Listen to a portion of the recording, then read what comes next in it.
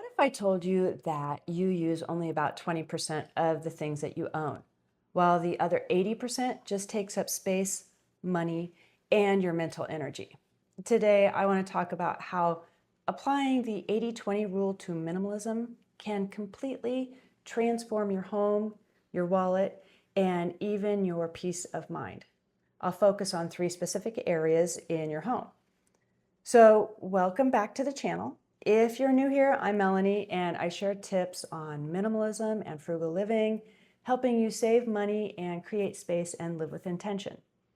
If you find value in my content, please like and subscribe, and don't forget to leave your comments. I value your feedback and your ideas. Okay, so let's dive into the 80-20 rule and how it can help you simplify your life. First of all, what is the 80-20 rule?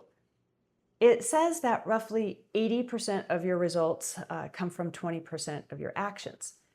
It suggests that a small amount of effort can produce the majority of results. So when we bring this into minimalism, it means that we actually use about 20% of our belongings 80% of the time. That also means that 80% of our belongings are only used 20% of the time. Now remember, 80-20 is just a guideline. It's not a hard formula. You don't have to be super strict about it. For you, it might be more like 70-30 or even 90-10. But the principle still stays the same. Most of what we use comes from a small portion of what we own. So let's get started with the first area, clothing. I know this one's a big one for a lot of people because most of us rotate between the same few items. There are favorites, the ones that fit well, the ones that feel good, and they reflect our style without much effort. But the rest of it, it just sits there taking up space. We'll grab for it occasionally, but then we never wear it, and we kind of ask ourselves, why do we have it? Or, I'll wear it again next time. And then time passes and you never use that item.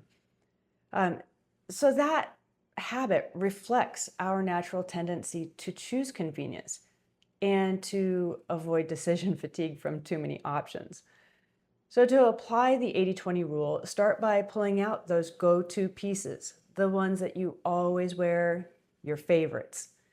Then take an honest look at the clothes that you rarely reach for.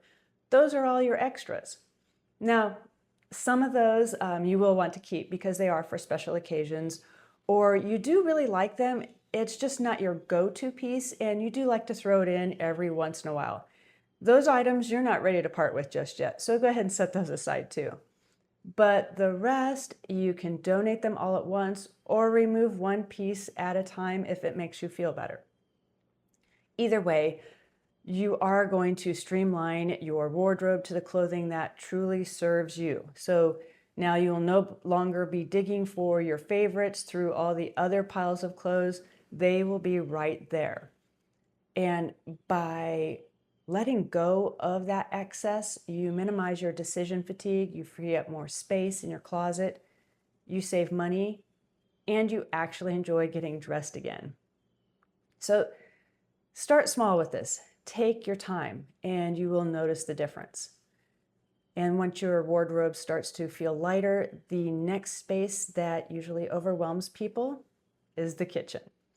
So when it comes to the kitchen, the 80-20 rule is almost impossible to ignore. Chances are you reach for the same skillet, the same cutting board, the same knife, and even the same 2 or 3 mugs almost every time.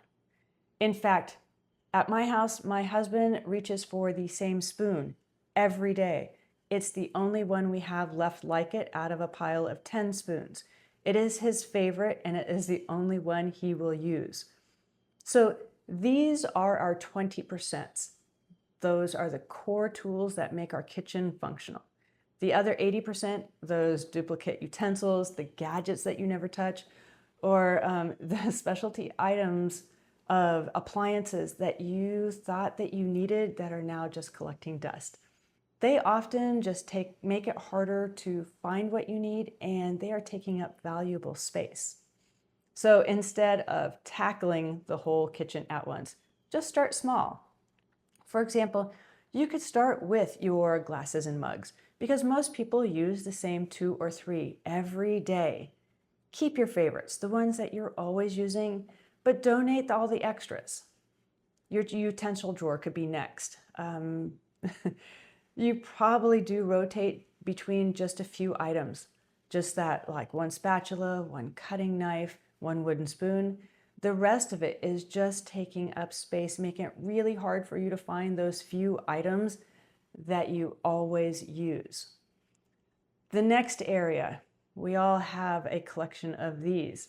Storage containers. Keep only the matching sets that you really do use.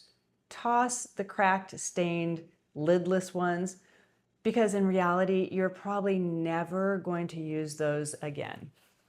So by starting small, you'll build momentum without feeling overwhelmed, and your kitchen will suddenly feel more open and cleaner and more functional. So this brings us to the third area to apply 80-20 rule. We're already in the kitchen. Let's talk about food and groceries.